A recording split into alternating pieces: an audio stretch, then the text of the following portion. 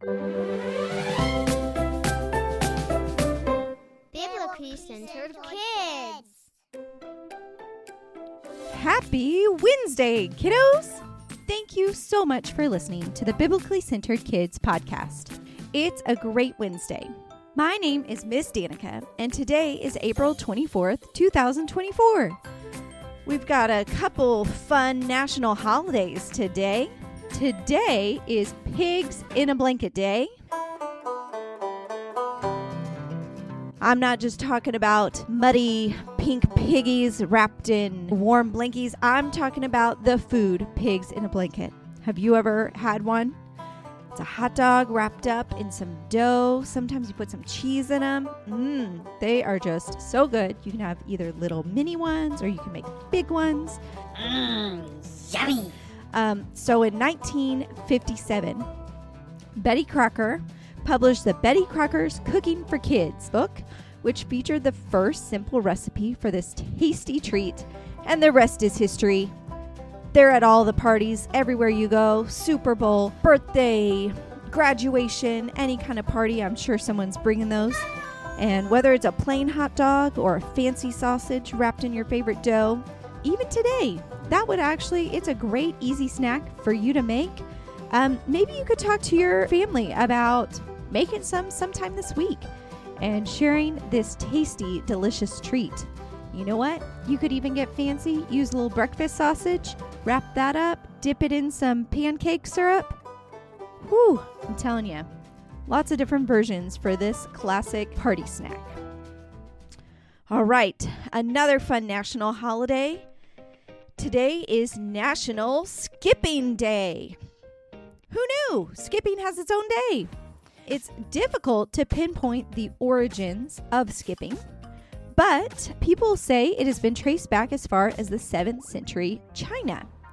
Chinese rope makers invented it in celebration of the New Year and called it the 100 rope jumping game, or jumping 100 threads. So in 1600 BC, ancient Egyptians would use vines to jump rope as part of their conditioning routine. For warriors, it was a proficient training regimen for battles with desirable effects that define their muscles and increase their stamina. But it wasn't all serious, however, as jump roping was used as a form of play as well. And over time, it's evolved into an art form as people began to master it and add tricks. Jump rope has been depicted in medieval paintings where children roll hoops and jump rope down cobblestone streets. Even Dutch colonists brought the two-rope version of rope skipping from Africa to America and called it doubled Dutch. So today, skipping has risen to even greater heights. There are national championships for jump rope and double Dutch that draw in major audiences worldwide, and kids still enjoy them as playground activities. In 2002, National Skipping Day was organized as a way for kiddos of all ages to get in some exercise by getting more of them skipping. So while some people might consider it childish, skipping is a great way to exercise. It actually targets almost all the muscles in your body. It burns fat and builds stamina. So having fun while exercise doesn't get any better. We actually bought my daughter a jump rope for Easter, so she's learning how to jump rope. Do any of you guys have a jump rope? All right, well, that's enough about what's going on today and those silly national holidays. Do you remember what virtue we're actually learning this week? That is right. This week, we're learning about taking initiative.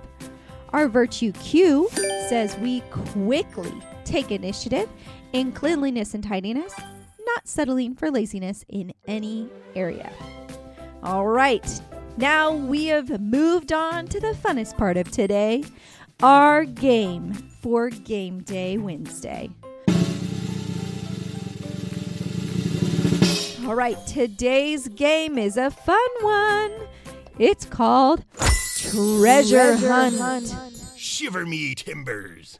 Okay, so adventurous explorers, today we're embarking on a very special treasure hunt right where you are.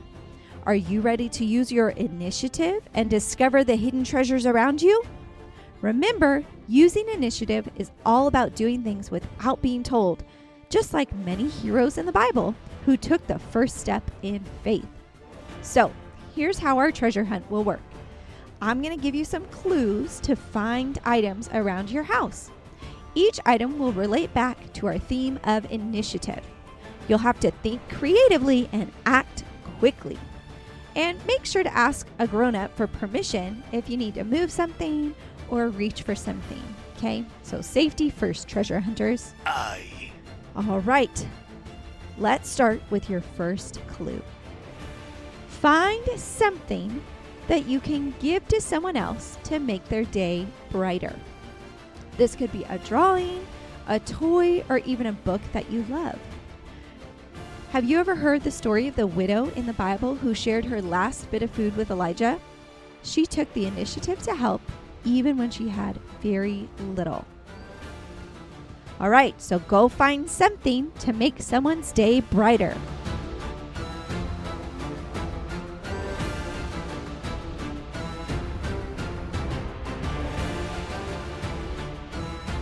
Did you find something wonderful to share? Great job. Later today, maybe think about who you could share that item with. All right, now for our next clue. Look for something blue. It could be anything as long as it's blue. While you search, think of the story of Moses parting the Red Sea. He took the first step into the sea before it parted. That was taking initiative with a big splash of faith.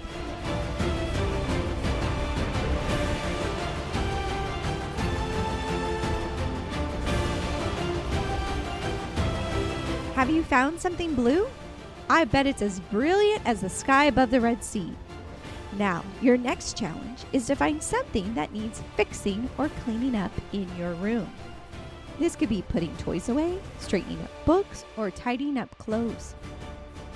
When Nehemiah rebuilt the walls of Jerusalem, he saw what needed to be done and took charge without waiting for others to start. That's initiative.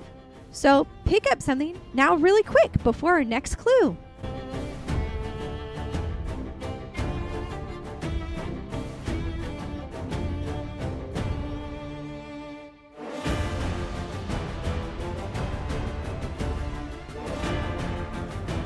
Looks like you might be a great helper just like Nehemiah. Are you ready for our next treasure? Yo-ho-ho. Find something fuzzy. This might be a stuffed animal, a blanket, or a warm sweater. While you hunt, remember how Jesus took the initiative to care for and comfort others, always wrapping them in his love.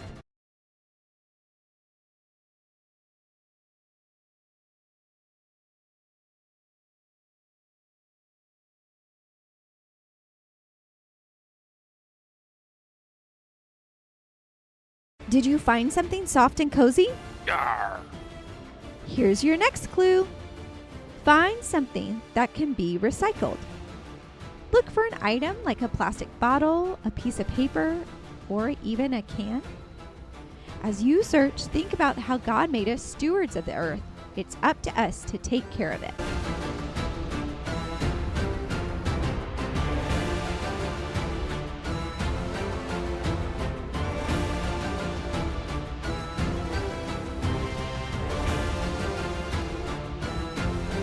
Do you have your recyclable item? Aye. Great job! When we're done, make sure to recycle it. All right, next up, find a tool that helps fix or create something. This could be tape or glue, even a ruler or a drawing utensil. Do you remember Noah, who built an entire ark by following God's detailed instructions?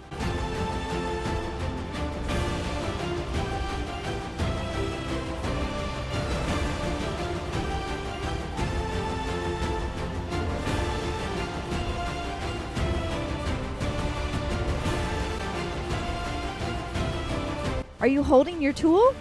Fantastic! Now, let's make some noise. Find an item you can use to make noise or music, such as a musical instrument, or maybe even something that you could bang together, like a spoon and a pot. Think of David, who used his harp to spread joy and soothe King Saul.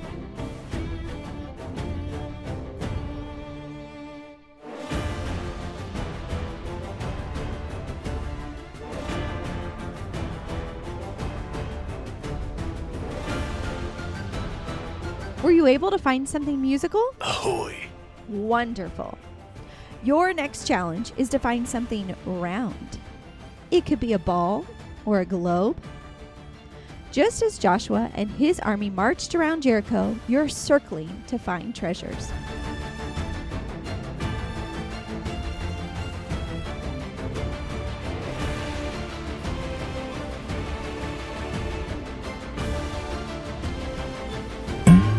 There she blows.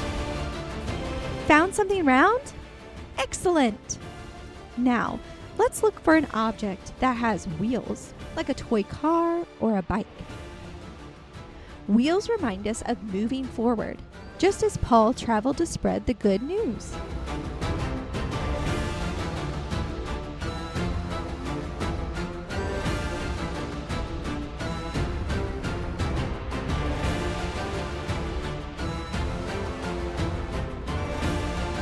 Have something with wheels? Yo-ho-ho! Great.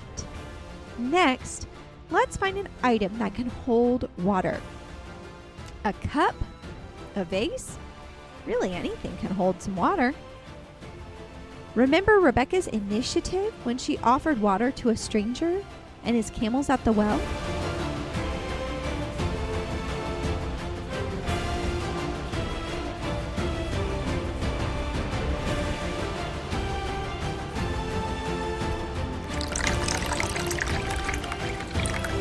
Holding your water container? Brilliant.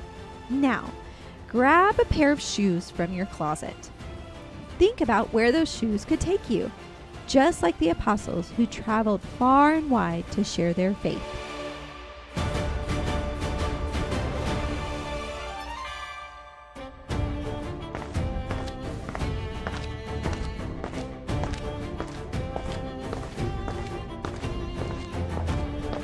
All right, got your shoes? Shiver me timbers. We're almost there. Last challenge. Find your favorite snack or something healthy to eat. Do you remember Daniel, who chose vegetables and water over the king's rich meals to stay true to his faith?